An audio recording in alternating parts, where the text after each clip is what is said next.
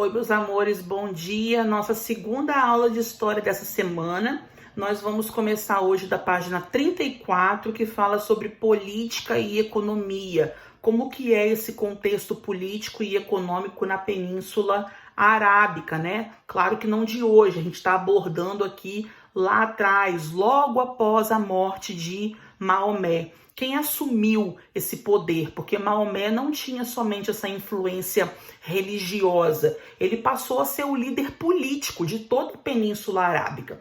Então, após a sua morte, ele precisava de um sucessor, tá? Vamos ver quem assumiu esse poder, esse comando político e também religioso, que ia continuar propagando essa fé islâmica para os 4 cantos do mundo.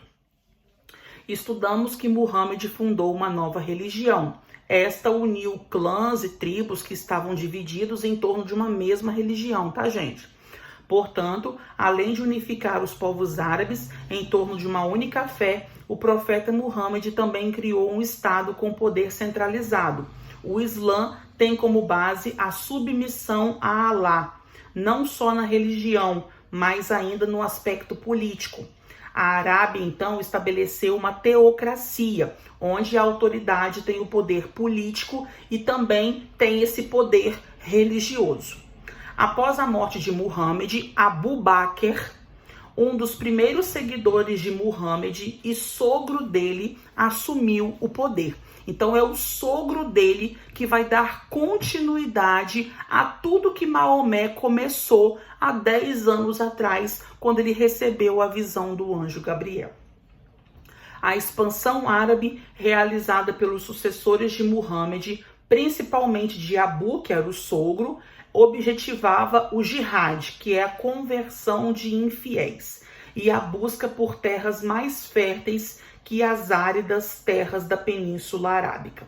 Então, Abu, sogro de Maomé, tinha uma ambição muito maior: não deixar o Islã crescer somente na Península Arábica. Ele queria expandir a fé islâmica para todo mundo, converter todos os outros povos que ele chama de infiéis para a religião islâmica.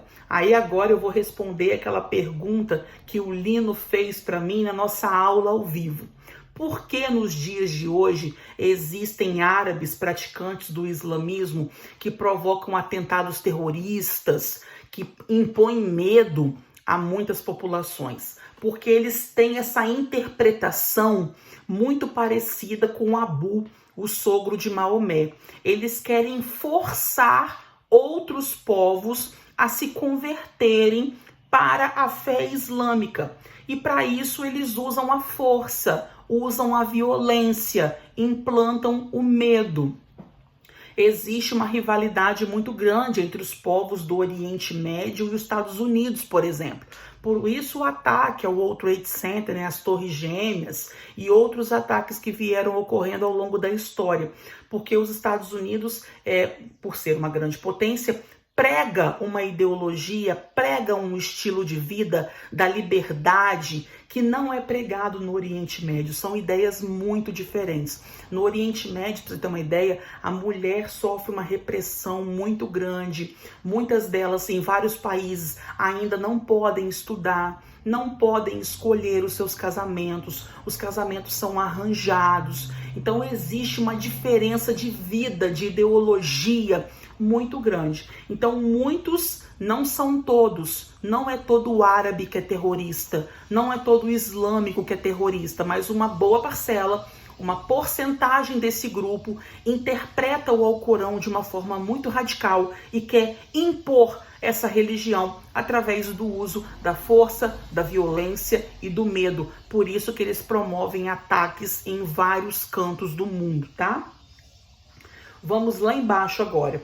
Cerca de 100 anos após a morte de Muhammad, o islamismo chegou a terras muito distantes. Chegou ao Egito, à Palestina, à Síria e ocupou todo o Oriente Médio. No século VII, alcançou a Pérsia. No século VIII, chegou ao norte da África e também na Europa, na chamada Península Ibérica. Quando a gente fala de Península Ibérica, a gente está se referindo a Portugal e Espanha. Então, sim, muitos países europeus também se converteram ao islamismo, tá? Uma parcela da população bem considerável se converteu. Você tem árabes, você tem muçulmanos islâmicos, né? Que vivem no Brasil, que vivem nos Estados Unidos, que vivem em todos os cantos do planeta. Mas é claro que no Oriente Médio, essa religião, obviamente, é muito mais forte, que foi lá que ela nasceu, tá? Na página 35, nós temos um exercício, troca de ideias. Você vai fazer já, só que no meio aí, entre o troca de ideias e o interpretando documentos, que você também vai fazer, tem 2 parágrafos para a gente ler. Vamos grifando comigo?